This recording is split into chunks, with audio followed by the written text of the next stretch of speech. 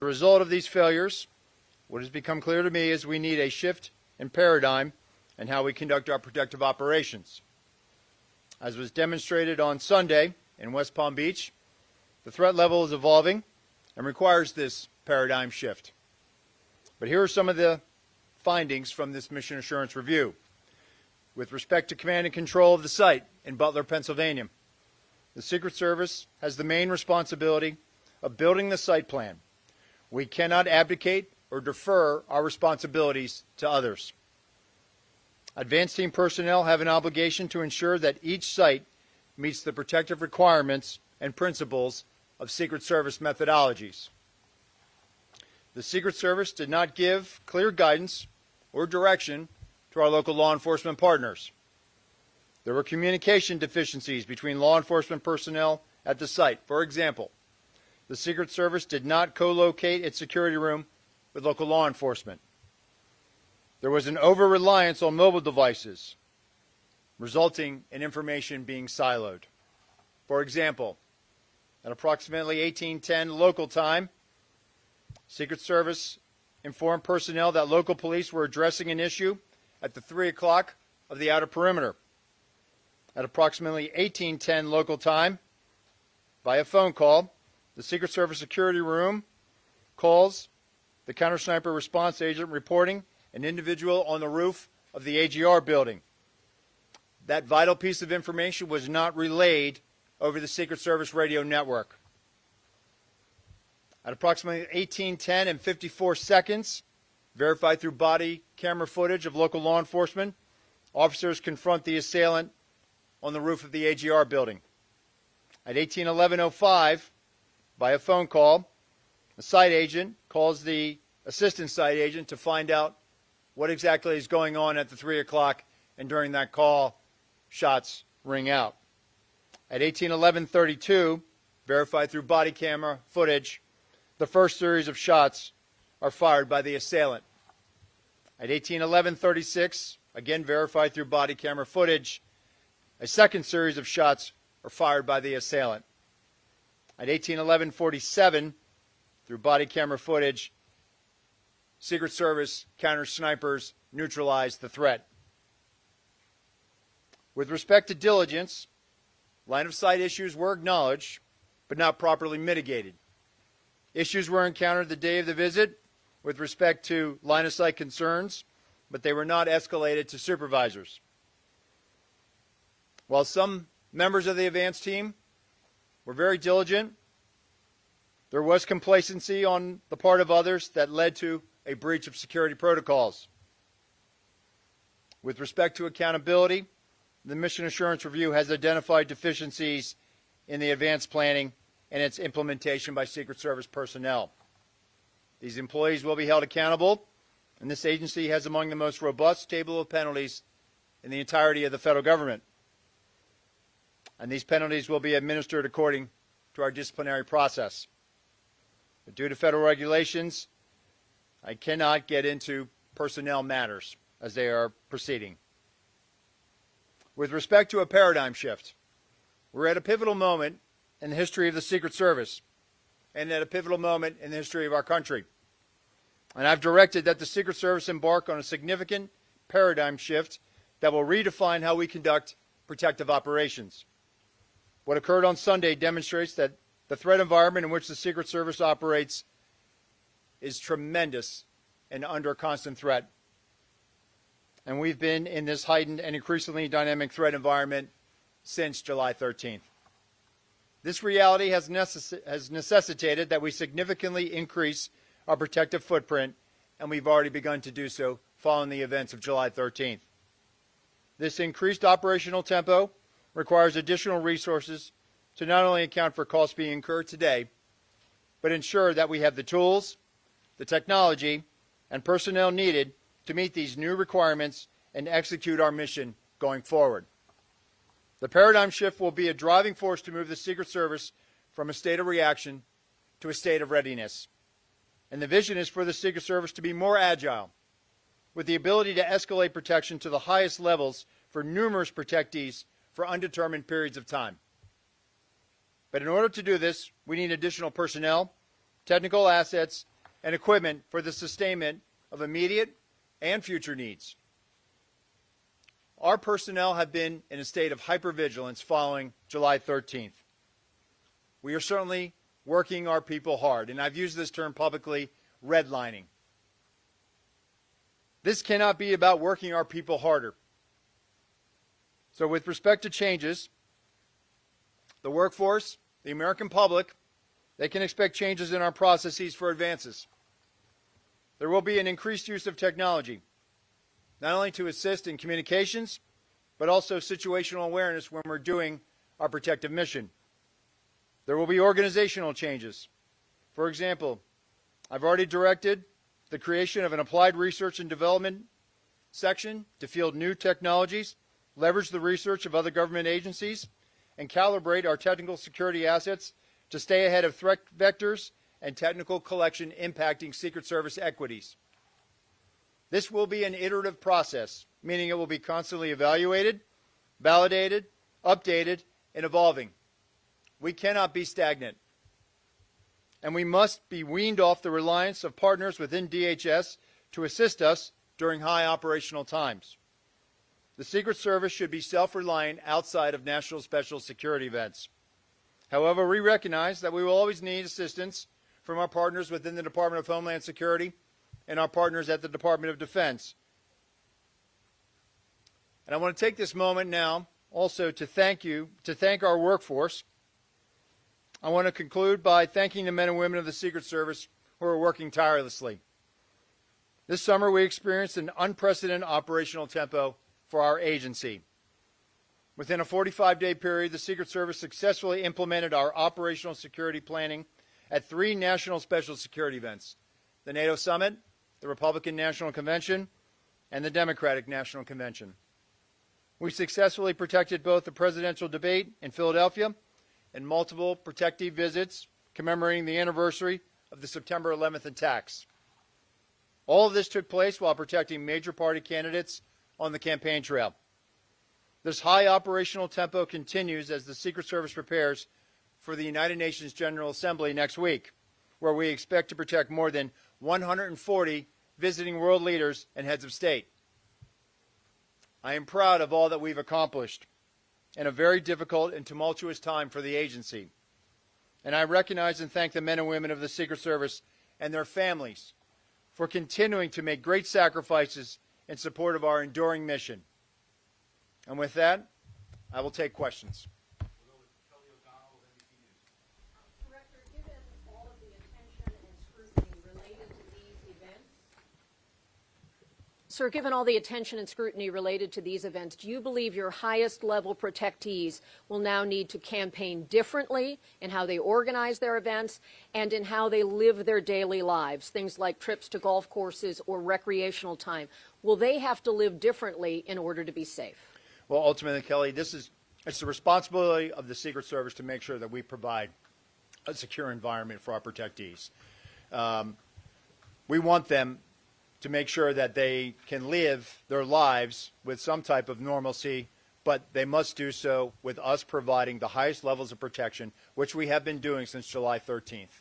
And so it's ultimately our responsibility to make sure that wherever our protectees go, we are creating a safe environment. And that comes back to us being able to use our methodologies, to use our redundancies, our systems that we have in place to create those secure environments. Do they need to campaign differently, sir? Those are organized or set up, outdoor events, that kind of thing? So since July 13th, we have been securing successfully outdoor events. And what you're seeing is an increased use of assets, increased use of ballistic glass. So we certainly make sure that when they are out there at an outdoor venue, that we are using our protective methodologies to create that safe environment. Hello, Director. Thank you for taking the time. Could you just kind of go into a bit more detail about the conversations you had with Trump campaign staff about the selection of the Butler site? The report says that Secret Service agents saw it as a challenge, and staff wanted to have the rally there. Did the staff go against your recommendation? Can you speak to exactly what was said and what the outcome was? So Listen, the staff chooses a site, and ultimately it's on the Secret Service to secure it. So when the site was selected, the advance team went about identifying areas of concern. The AGR building was one of those hazards that was identified. But let me just be clear, Maria.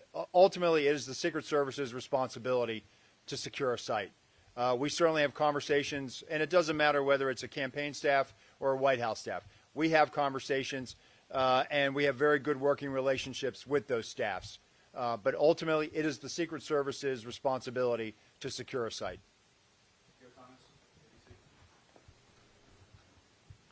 Director, thank you. Based on your review and analysis, what is the reason, what's the best explanation for why there was not law enforcement personnel covering the roof, physically on the roof itself, or making sure someone could not get on top of the roof? And the follow-up question would be, how disappointed are you in what you described as deficiencies in diligence? Sure. So ultimately, Pierre, we have to be very direct and clear when we're talking to our state and local counterparts. With respect to Butler, I think what the Mission Assurance Review has identified is that there was that lack of clarity.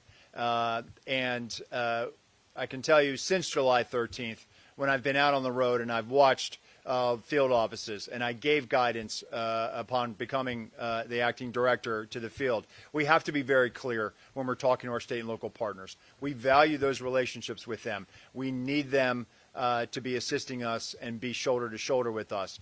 And it appears that there was that lack of clarity with respect to Butler. And go again with your follow-up here. So there was a lack of clarity that roof should be secure, period, full stop. There was discussion about how the roof was going to be secured, and I think what it came back to is we should have challenged how that mechanism was being implemented. Meaning, we should have been more direct. We cannot be overly deferential to state and local law enforcement. Ultimately it's our responsibility, and so we just have to be very clear when we're asking them for support. They want to help us. And what we found is that in this, they in the mission assurance interviews, it became apparent that in comparison to prior visits to that area, there was one prior visit in 2020, that there was a lack of assertion with respect to what exactly state and locals would have to require or would be required to support that advance. Simply, how disappointed are you when you see that, as the report states, that some personnel did not follow Secret Service protocols? Well, I'm not going to get into employee disciplinary matters, but what I can tell you is the men and women of the Secret Service are dedicated professionals. And so while July 13th is a failure, we're not proud of it, but we certainly have been rising to this moment. The men and women in the field are rising to this moment. They are working tirelessly to make sure that the people we protect are safe. And so I will never be disappointed in our folks. I am proud of this agency. I am proud of our people. Hi, thanks so much for doing this. On the question of the AGR buildings, is there a process that's standard for the day of the event that somebody from the Secret Service looks around and makes sure all of the assets are where they are? And since the roof of the AGR building was such a glaring omission, why didn't anybody raise that issue at the time? Or secondly, in the security room, look and say, I don't see any local police in here. How are we going to hear them? Right, and I think that was a failure to challenge our assumptions. The assumption that local police were going to have more of a presence in that AGR building. Getting back to your question, there is that diligence that has to be done by the site agents to make sure that, hey, all of the assets are in place. And so there was an assumption that they had it covered, but there clearly was not that follow-up to make sure. But is there a process that you look around and like a punch list and check it off? And it is part of the principles of our advance and our protective methodologies. okay. And secondly, just to follow up on the campaign question, you said it's ultimately the Secret Service's responsibility. So when there's a disagreement between the campaign and the Secret Service on a security issue, who has the last word? So it's not about disagreement, it's about a negotiation. They certainly don't want any harm to come to their principal, and so they respect us. And so usually what it boils down to is escalating it up to a supervisor and a senior staff level. What I can tell you is that if there were discrepancies, and there were, regarding how the site was supposed to have been secured, how supervisors were briefed, and supervisors reported in their mission assurance interviews that they envisioned harder assets to be able to secure that line of sight, to be able to mitigate anything that might have been looking in or would have created an openness on the site at the Butler Farm Show. And so on the morning of, if there were those deficiencies, they were never escalated up to the supervisors to be able to resolve. David Spahn, Fox News. Thank you, sir. I have two questions. They're related. The first is looking forward. The House just voted within the last couple of hours unanimously from those that were present in the chamber to give presidential candidates the exact same Secret Service protection as sitting presidents. My first question is, can you handle that? We've been doing that since July 13th, David. So what is the purpose of the bill? I don't know. You'd have to ask members of Congress that. What I can tell you is that when I say the highest levels of Secret Service protection, the former president is getting tactical assets. He's getting everything that the former president, that the current president has with respect to Secret Service assets. And that was my second question. Can you explain that former President Trump is getting the same protection as President Biden and Vice President Harris? Because a lot of members of Congress on Capitol Hill are skeptical about that. There's a lot of talk saying clearly he didn't have the same protection because if he did, the golf course would have been secure in West Palm Beach.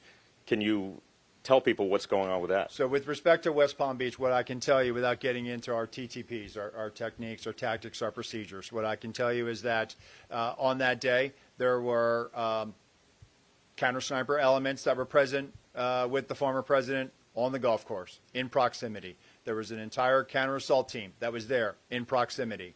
There was also a jump team in proximity. The advance agent who was part of the first element, whose goal was to sweep ahead, did his job. That young man is a very young agent, early in his career. His vigilance, his reaction is exactly how we trained and exactly what we want our personnel to do. He identified a threat, an individual with a long gun, and he made swift decisions and took a swift action to be able to mitigate that. No shot was fired at the former president. The former president was not exposed to where he was on the golf course. And what I've said, and I said this Monday, that the procedures work, the redundancies work, so that high level of protection is working. Nicole Scango, CBS. Acting Director, thank you very much for doing this. Two questions, just one on West Palm Beach. The busy public road that is adjacent to that sixth hole where the suspect was hiding is a well-known blind spot on that specific golf course. Why did no one within the U.S. Secret Service sweep behind that fence line for threats? They were sweeping ahead, Nicole. So what I just explained is that that lead element was going ahead sweeping. But was there anyone behind the fence where the road was sweeping there to see if anyone was in the bushes? Having been there and seen the vantage point, whether they were on the public side or the private side, the bottom line is the individual was detected. On Butler, you testified before Congress that all assets requested for the Butler rally by Trump's detail were approved. But there are Secret Service assets that may have prevented the tragedy on July 13th, most notably a counter-assault advance team that would have surveyed the site ahead of time or enhanced counter-drone protection that might have prevented the tragedy. Were those specific assets requested by Trump's detail? If they were they denied? And if they weren't, why weren't they requested? So the counter-assault team had an element that was there that had embedded with local law enforcement, so we had tactical elements in place. The counter-assault team leader that day had been in direct contact in the days leading up to July 13th with those tactical elements. But just to be clear, did the Trump detail ask for any additional resources that were denied by the Secret Service? So based on the information I have right now, the asset request, all of those assets that were asked for were approved. And so what we're looking at now is, were there any additional ones that came in through other channels? But what I can tell you, Based on the information I have now, the assets were approved. We'll go to Holmes or CNN.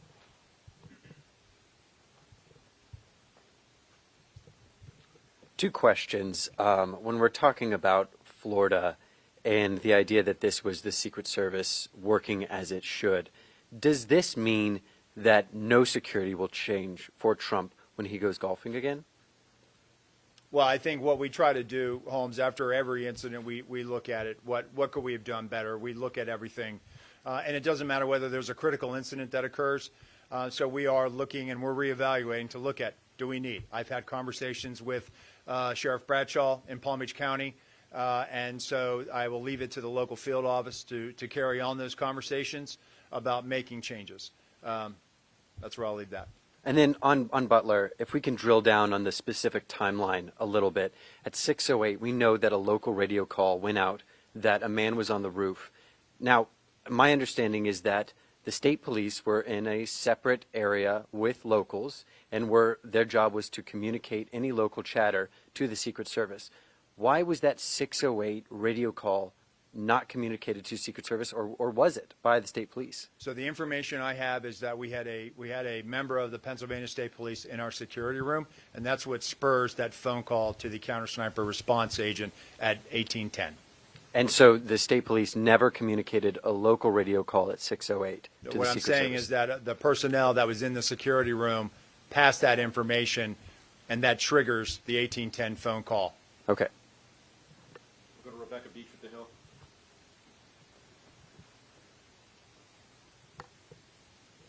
Hi, I know Congress has sounded a little resistant lately in terms of what it might do for funding for the Secret Service. Given the sort of paradigm shift that you've laid out today, I'm curious what you'll be looking for from Congress and sort of what you're seeking from lawmakers to carry that out. We've been briefing, we've been providing information. Right now, I do think that, Congress has questions. We're responding to those questions and providing them information. But at the end of the day, I think everybody wants a strong Secret Service, and that's what I'm working towards. That's what members are working towards, and so we'll continue to have those conversations. We'll go to Claudia with Univision. Hi, thank you so much for doing this. Republicans in Congress, they want the same level of security than the president for the candidates. How realistic is really that? Can you be more specific on that? I know you answered that question, but can a candidate have the same level of security of a sitting president? And also, what changes are we expecting in the security area after, where most of the incidents happened? So how I approach that, Claudia, is this. The way the Secret Service is structured, the President of the United States has the highest level of protection of any world leader, period, the end. The number of assets that the Secret Service provides and the Department of Defense provides is at the highest levels. Those same highest levels with respect to the Secret Service are being provided to the former president's detail. And so when it comes to maintaining this, where we are at right now is we have finite resources. The way we are structured with some of our classified assets, with some of our personnel, and with some of the president, we've now expanded that to include the former president. And so while we can do this, it is certainly, we are burning through a lot of assets and resources. And that's the argument that we've been trying to show. This isn't some pie in the sky trying to say, hey, we want this now. We are not capitalizing on a crisis. We are showing the math. We have finite resources, and we are stretching those resources to their maximum right now, which is going to require us to replace these assets. It's going to require us to also adjust, to look at this and evaluate that if we have to do this again or do it because of some other situation that we have no other control of, we have to be able to sustain that for an indefinite period of time. And so I am hopeful, and I am certainly engaged in these discussions, and I feel like at the end we will get there because we have no other choice. What changes are you going to make outside of the secure area? That zone where everything happens? The outer perimeter. So Yeah. I think that's where we have to be very direct and clear with our state and local partners as to what we're asking of them. Go to Joe Khalil with News Nation. Thank you, Acting Director. I've got two questions. The first, it's our understanding it takes anywhere from 4 to 10 years for an agent to go through the training that rises them up to a presidential detail level. You've described a manpower issue.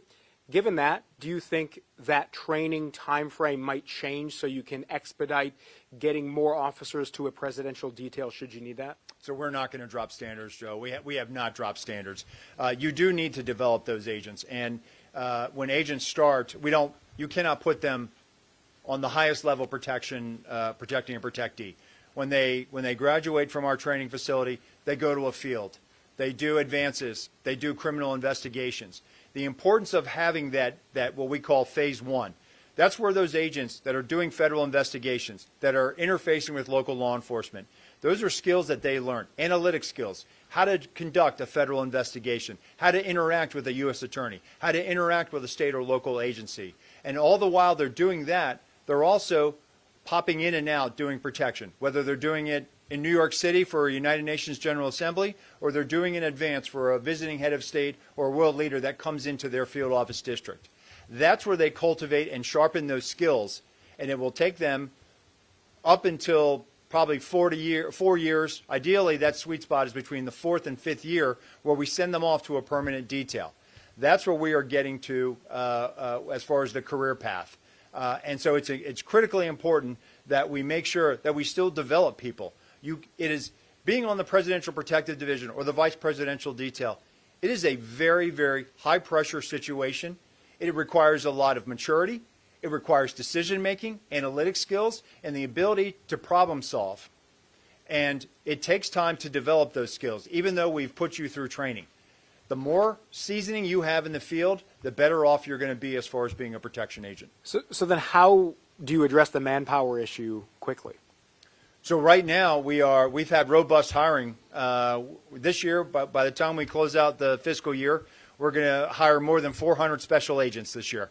Right now, looks like we're going to have a net gain in the hundreds, triple-digit net gains, something that we have not seen in a little while. I can tell you that applications right now are at an all-time high for applicants seeking employment with the United States Secret Service. So I do believe that we are going to meet this. We have no choice. We have the 2028 Summer Olympics ahead of us in Los Angeles.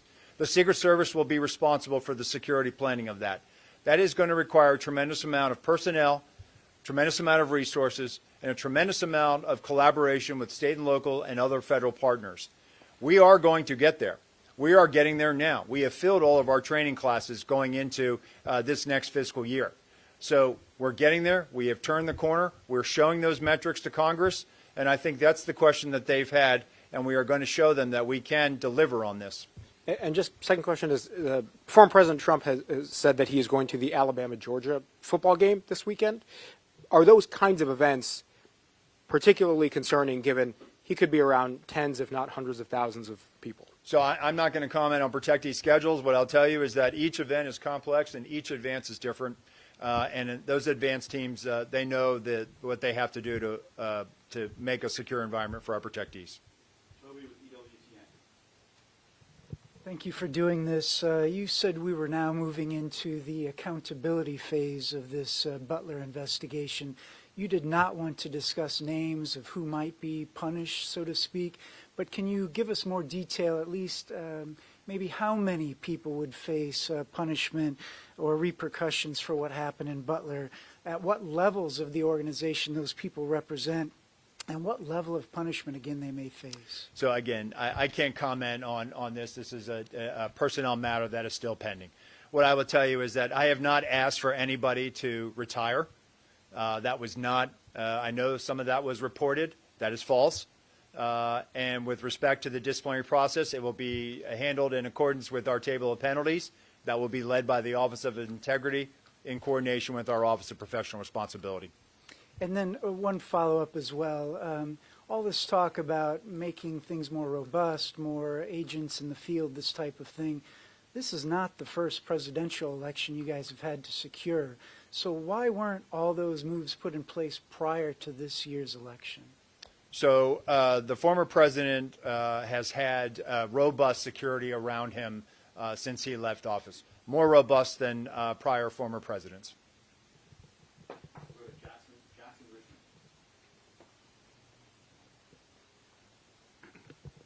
Thank you, Acting Director Rowe. Jackson Richmond, Epoch Times.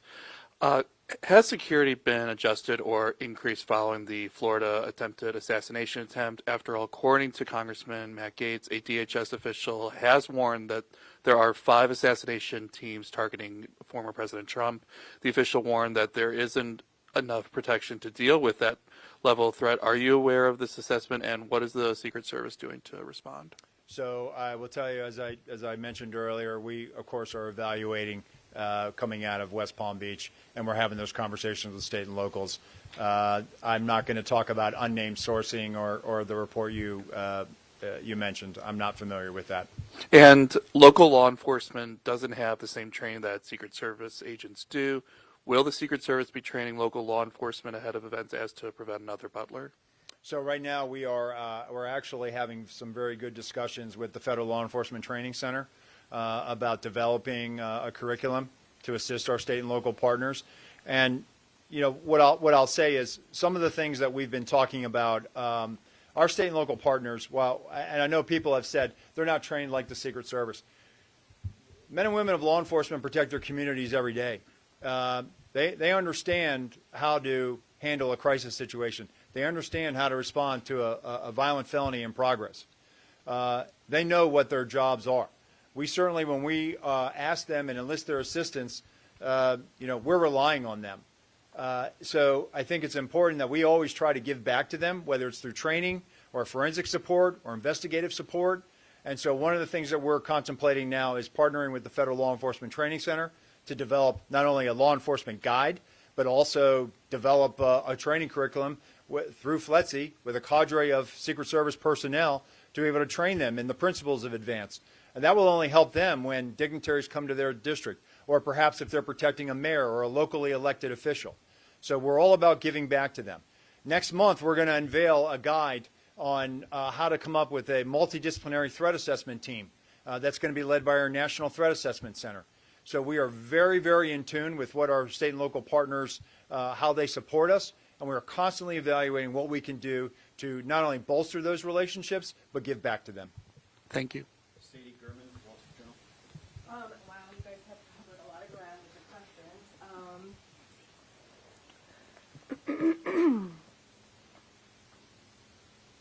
I guess I would just ask, guys,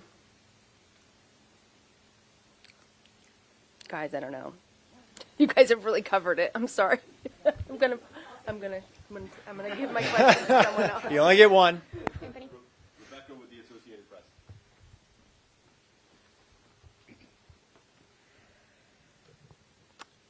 I'm going to go back to the line of sight issues and the roof issues. Can you just lay out very clearly who was responsible for security on those roofs? Was it the locals? What was the plan and how did it fail? And then also secondly, you keep talking about a paradigm shift, but what does that mean? Can you kind of detail what you mean by that? So with respect to the AGR building, and that's where you're going for, right? When we construct a site, not only are we worried about who can get into a site, but also who can look into that site. So there should have been clear direction about what we needed done at the AGR building. That was discussed during the advance, but I think there was a lack of follow through based on the information I have now and what I'm seeing. There should have been better follow through in some aspects of that, about access control to that property, about access control to the collateral property of the AGR building. And so it was about not giving the state and locals clearer direction on what we needed done. With respect to the paradigm shift, this is about looking at the organization holistically. For example, the communications issue. Communications were problematic. And I think where I'm looking at is we need to have communications that are more closely aligned to the operations. And so coming out of July 13th, what I've seen and the direction I gave is we have to be very efficient with where we're putting our security rooms. Recently, I was on a visit where, again, similar to Butler, where there was a unified command post. Just as there was in Butler, there was one at this location, where not only did you have emergency services insofar as fire life safety, but you had emergency management officials. You had the highway patrol and the state police in that room. You had local law enforcement in that room. You had Secret Service agents in that room monitoring frequencies and listening to what was going on those state and local networks. In addition to that, the locals were flying a drone in proximity to the site. That drone feed was being beamed into that unified command post, and our agents had total domain awareness about what was going on.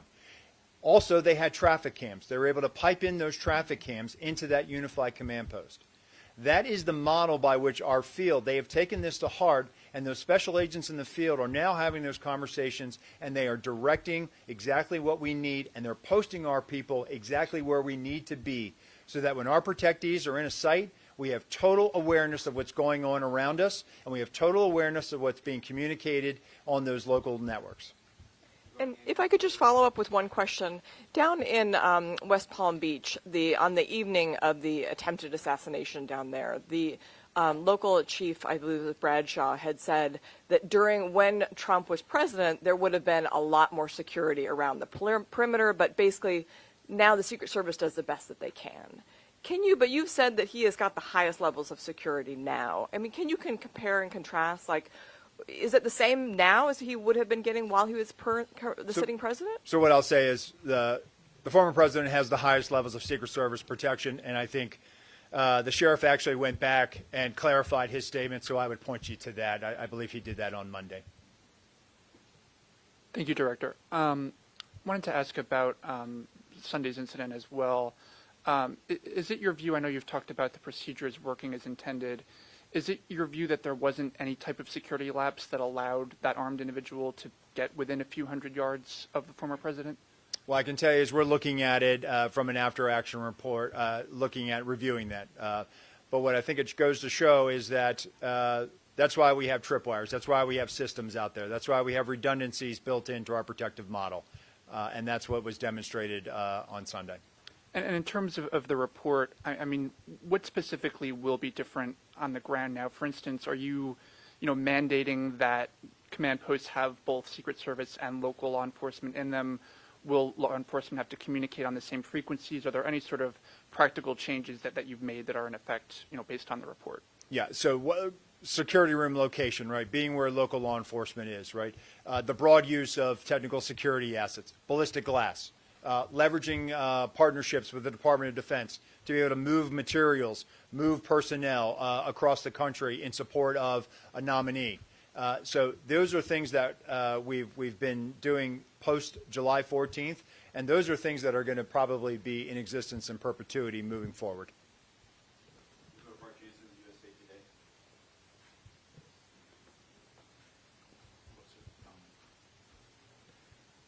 I had also had a question about Florida. Can you say whether there's any indication that this suspect might have surveilled golf courses any time before Sunday, or what led him to choose that day to be there for maybe 12 hours? So it's an active investigation, so I would refer you to the FBI for that. And can you say anything more about golf courses or sprawling open places, anything that would be publicly visible that you could say, here is how we are beefing up protection when a protectee is on a golf course? So again, what I've said, and I'll continue to do this, and I have to be very mindful of our techniques, our tactics, and our procedures. It is probably not good to continuously not only talk about Secret Service procedures, because we're telegraphing to adversaries. We're telegraphing to people who probably would intend to do harm to our protectees. But what I will tell you is that our model, our protective model, consists of multiple layers and redundancies. The outer, the middle, the inner, those are the layers. And then we have redundancies built into that. And so with respect to golf courses or any open venue, we apply those methodologies. Ellen Gilmer with Bloomberg will be next. Thanks, Acting Director. With regard to your conversations on Capitol Hill, can you talk about, for resources, do you need to have a specific dollar amount included in an upcoming CR to make things work, or would the anomaly language that the administration had previously requested, is that something you can live with? I'm not going to get into specifics because we're having those conversations, and out of respect for the confidentiality of those discussions, I'm not going to disclose a number. What I'll tell you is that we've made several presentations. We're working at the staff level, and we're having those conversations, and they are ongoing. And related to that, you mentioned earlier you want the Secret Service to wean itself from relying on other components of DHS in its protective mission. Is that contingent on getting those additional resources, either right now or at some point in the appropriations process? Well, I don't want to rule out that we'll never have to enlist the assistance of others through requests for assistance, and we do those memorandums, and we did that back for several presidential campaign cycles. But I think the importance here is we have to be able to at a moment's notice surge people to where they need to go, and if we're going to be having to mitigate, and that's what we do. We're in the risk mitigation business. We are not in the risk elimination business. And so we have to be able to have the personnel, the assets, and be able to spread those out for an indefinite period of time in the event that another situation, a geopolitical conflict, or some other tension requires us to do so.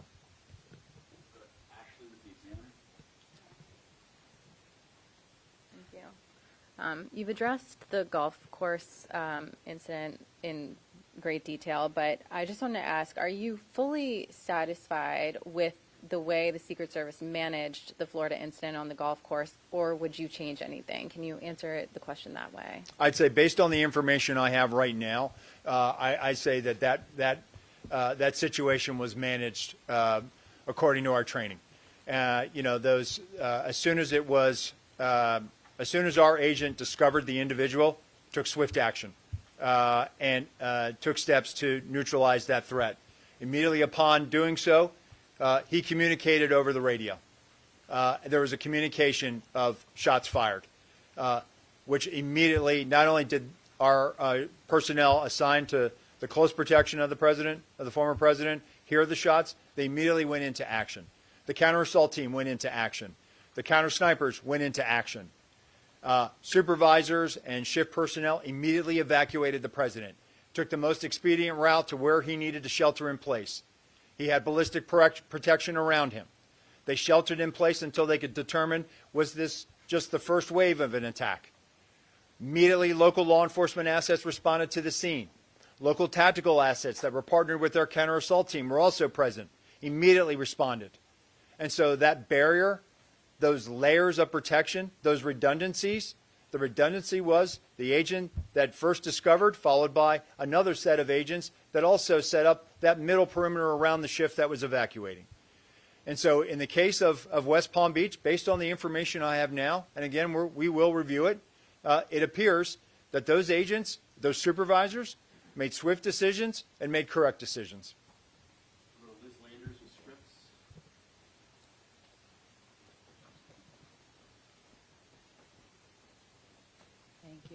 Hi, Acting Director. I want to drill down on this issue of resources. You sent a letter to Senator Murphy and to Senator Britt on September 5th, and it became public. And it said in the letter, you wrote, "We do not believe that the security failures of July 13th, 2024 was the result of a lack of resources." I'm hearing you talk over and over again, and it says here at the bottom of this press release you guys have today, the agency must increase its protective footprint, including personnel, technical assets, and equipment.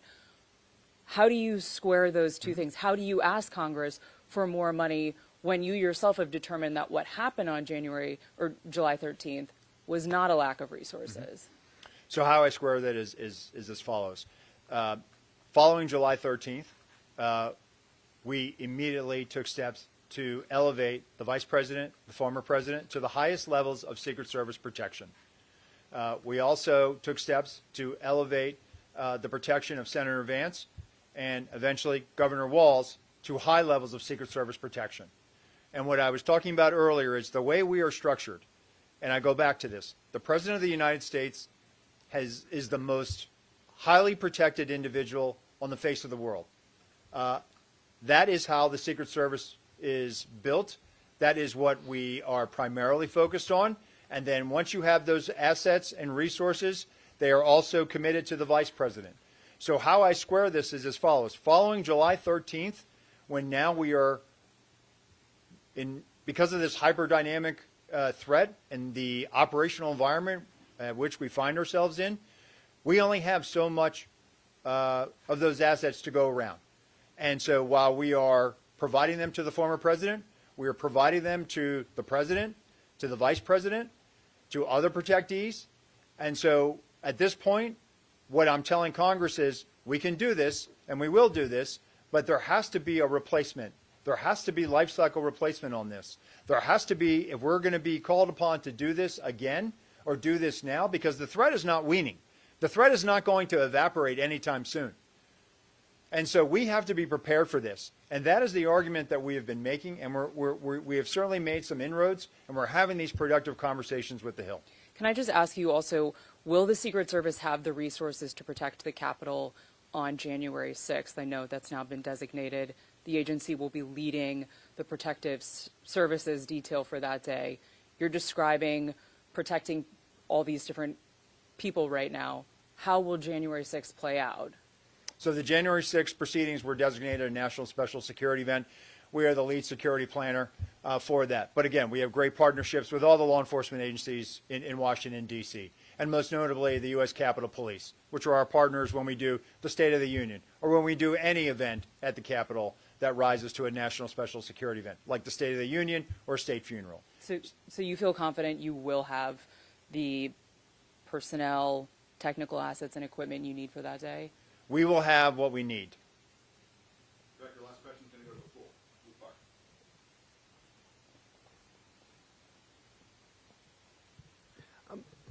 Do you think that by Congress legislating the protective detail regulations, do you think that is helpful in terms of being able to staff up or staff down the agency when you need? So I have not done an analysis of the legislation. I assume it's pretty direct.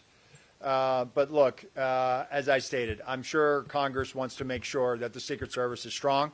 I don't know the intentions behind this piece of legislation, but what I'll just point back to, coming out of Butler, coming out of July 13th, we've been providing the highest levels of Secret Service protection to the former president.